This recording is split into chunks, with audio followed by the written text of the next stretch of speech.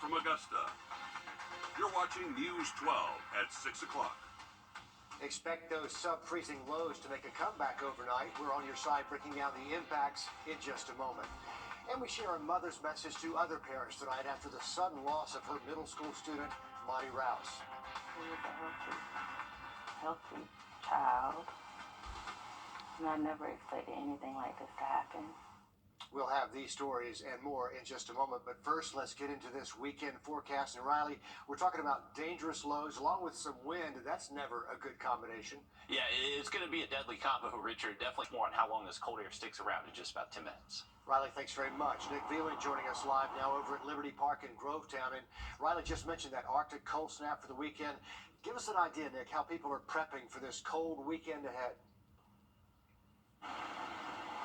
Yeah, Richard, well, they're stocked and ready to go here at Liberty Park with coffee, hot chocolate, and blankets ready to give out to anyone who needs it over this cold weekend. They've expanded their hours from 7 a.m. to 9 p.m. as this entire area is ready for the temperatures to drop and people need to warm up.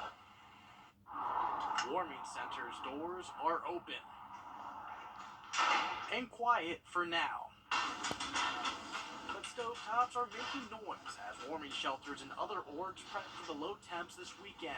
We're definitely bracing ourselves for this weekend. We're just going to bundle up extra hard and have our hot burritos ready to give away. Patty Galvin and the crew at El Rey start prepping today to make sure that they have enough supplies to make 250 to 300 burritos to hand out to those experiencing homelessness on Sunday morning. We grew up knowing what it is to struggle, and our parents always, pushed us to do that. Like, if you ever have the means to do it, by all means do it. El Rey started by giving out 80 burritos. Over time, the needs expanded. Definitely been eye-opening to see the amount of homelessness we experience here in the area. We see a lot of kids, which is the most heartbreaking.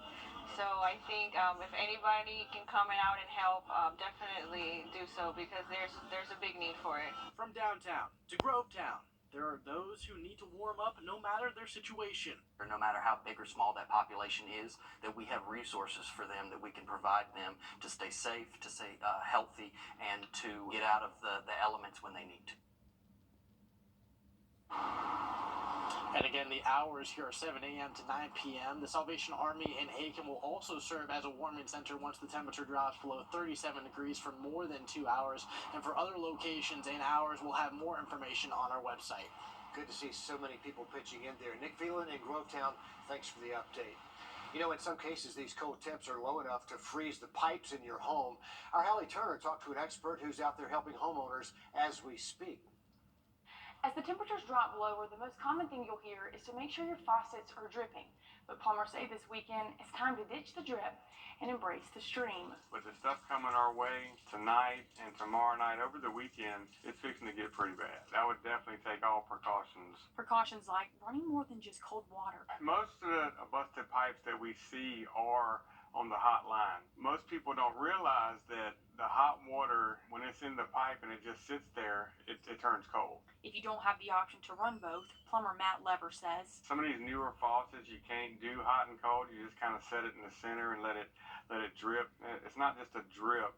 It's more of almost a steady stream. He says another good practice to prepare is running all lines in your home, even the toilet. Like if it gets really cold at night, to go throughout your house in the morning and run every fixture you have, washing machine included. And cover every pipe you have that is exposed. Lines that are exposed, they make a insulation like this that you can get it at Home Depot or Lowe's. It's very easy to use.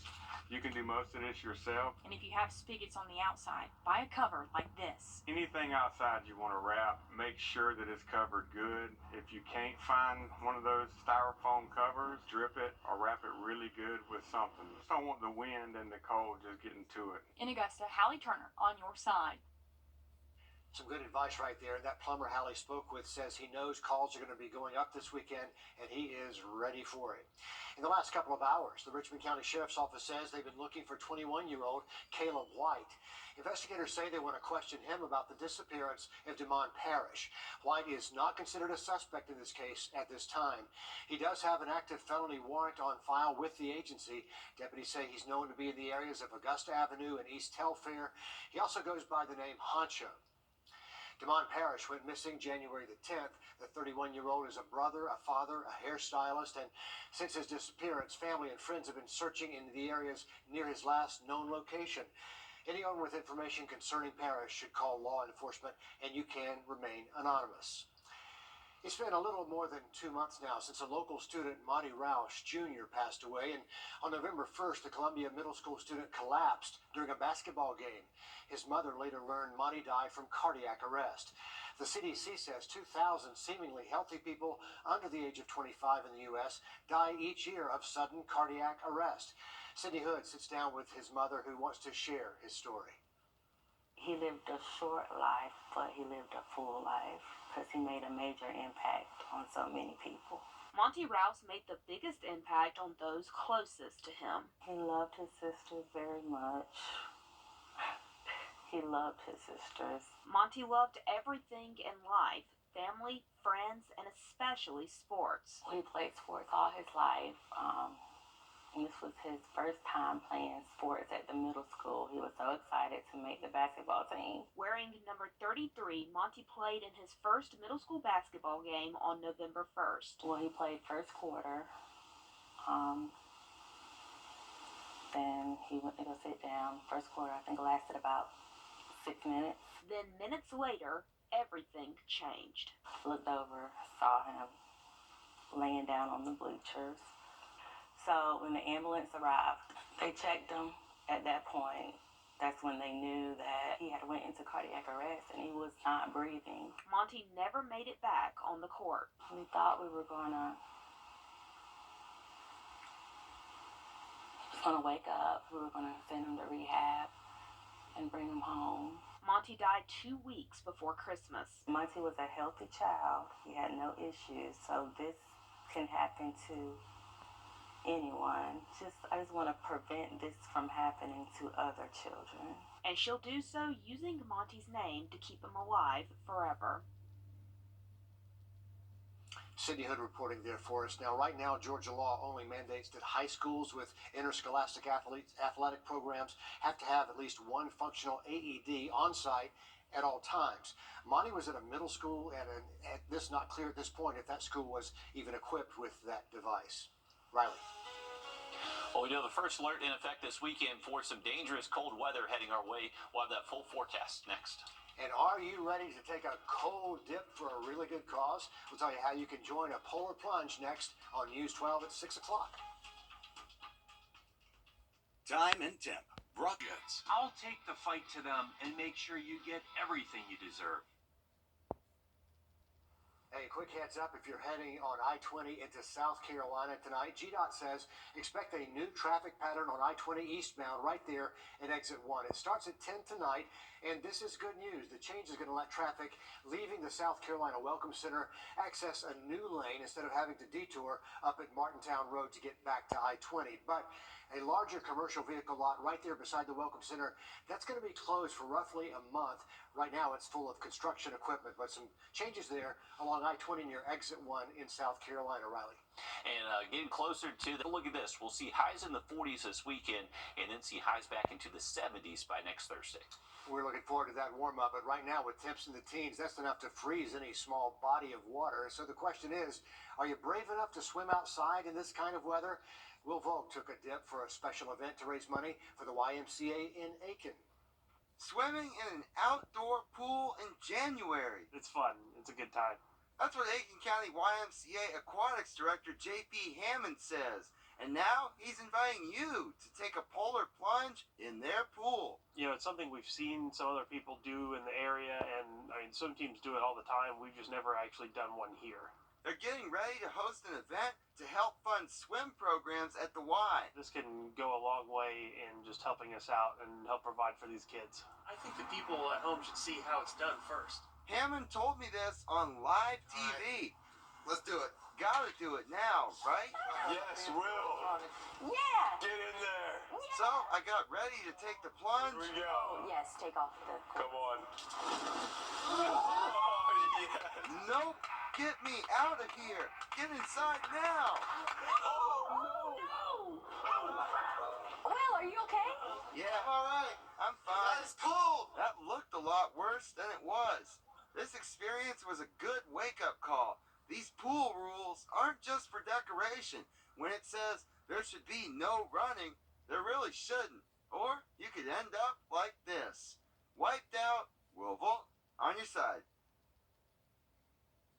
We never know what Will's going to do. By the way, we saw him this afternoon in the newsroom. He's okay. Don't worry about Will. But if you're interested, the polar plunge happens tomorrow morning at 8:30 at the Aiken County YMCA. It'll cost you $15 to do it. They're raising money for a good cause, and we hope to have a camera out there and see the polar plunge there in Aiken.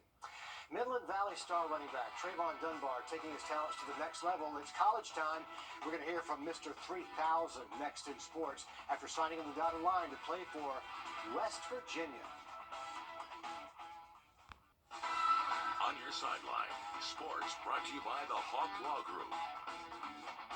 Some football players give opposing teams and coaches nightmares because they're nearly impossible to game plan for. Midland Valley star running back Trayvon Dunbar is certainly one of those players, and today he made his dream of playing in college a reality by signing the dotted line to play for West Virginia University. Here's News 12's Alyssa Lyons. There are defining moments in football.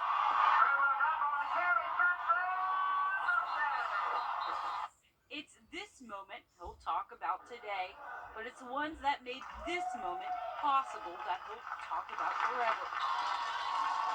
Number 21, Trayvon Dunbar on the carry.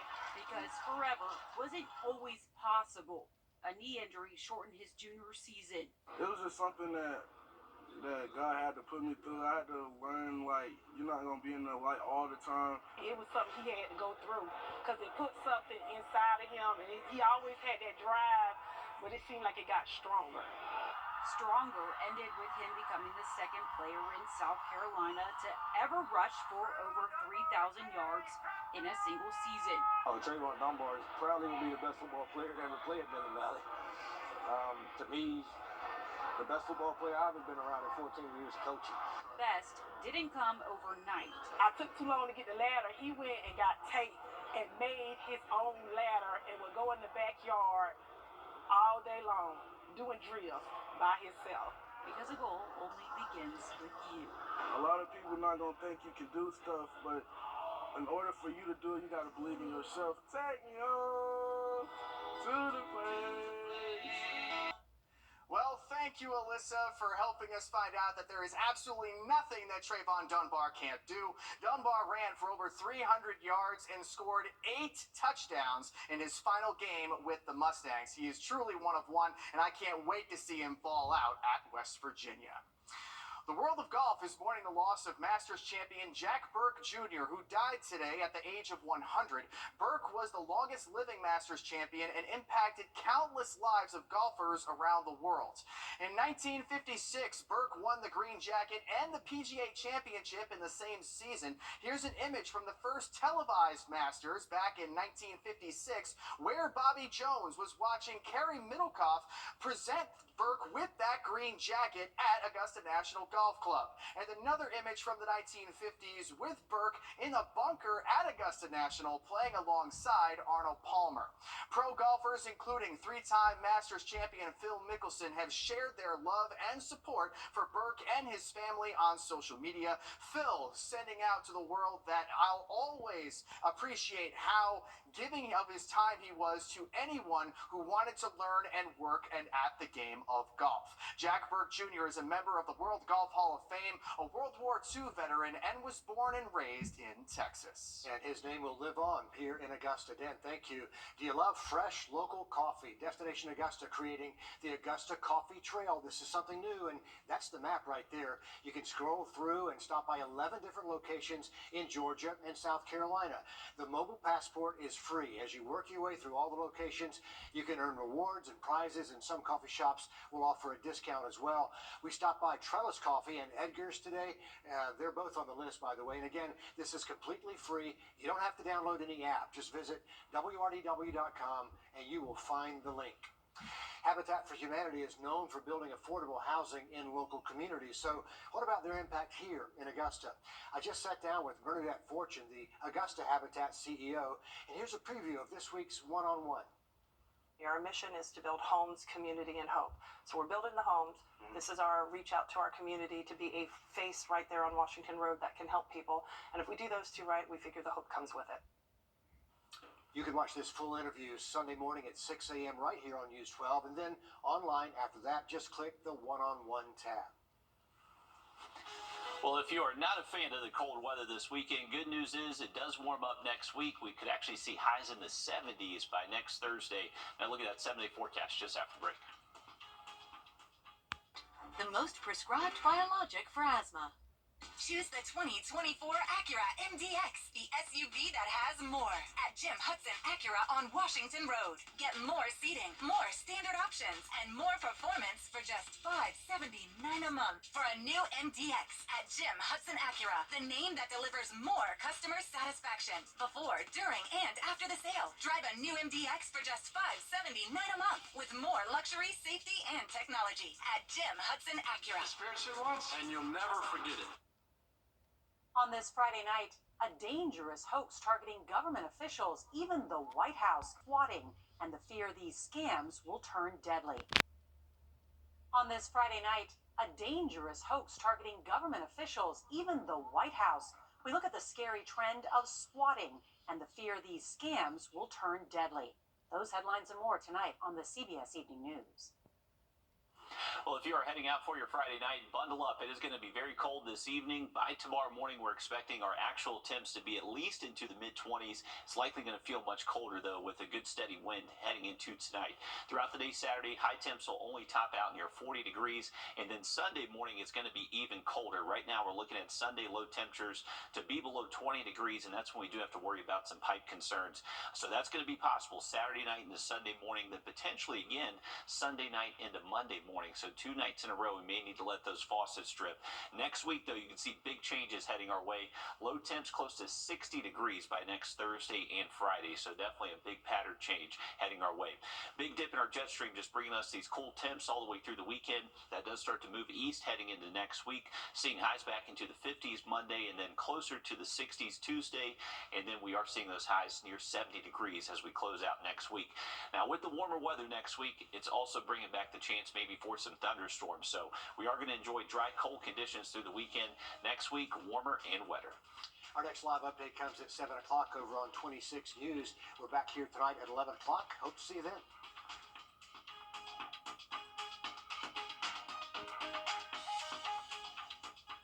At the CBS Evening News, we focus on solutions, finding solutions to help people understand what are the right choices to make for you and your family. They are some of the hottest Senators. Next week, South Carolina Governor Henry McMaster expected to give his State of the State address. That's set for Wednesday night at 7 o'clock. With cold temperatures on the way, it can be a dangerous time for stray dogs and cats out of the streets, and you may be wondering how you can help and make sure your pets are safe as well as this cold air filters in. Audrey Dickerber checked in with a shelter in Aiken about the dangers in this hard freeze. Audrey? They want to help as many animals as they can. Right now, they had at least 99 cats and 100 dogs in the SPCA Albrecht Center in Aiken. Today, they took in more than 7 dogs due to returns and some being left out in the cold. But that doesn't stop them from trying to help animals get a home or at least get out of this cold weather. We see a jump in our intakes just because a lot of people don't want to see the animals out in the cold all night. But with temperatures dropping into the teens, leaving a pet outside could be deadly. A lot of humans can experience like frostbite, or if you go outside and it's really cold and then you come right inside and warm up, it could cause like numbness and all the different medical things in your feet and stuff like that.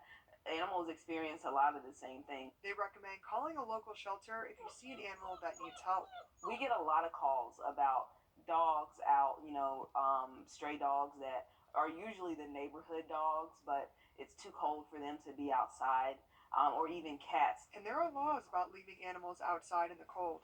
They have to have a certain width that they can go back and forth, not just be tethered to a pole or a stagnant object.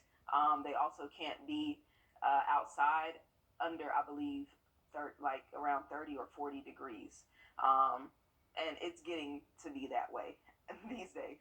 They have been overcrowded here for at least a year, but that doesn't stop them from helping as many animals as they can in this harsh winter weather. If you see kittens that are, in a box, or you see mama who's taking care of her kittens, try to, get them some help, and even puppies, bring them in. For strays, we're always available. For more information on how to foster, adopt, or volunteer at their shelter, or learn about any of their upcoming events, visit wrdw.com. They are doing some great work over there in Aiken. Audrey, thank you. Plumbers offering up some advice tonight, too. They say this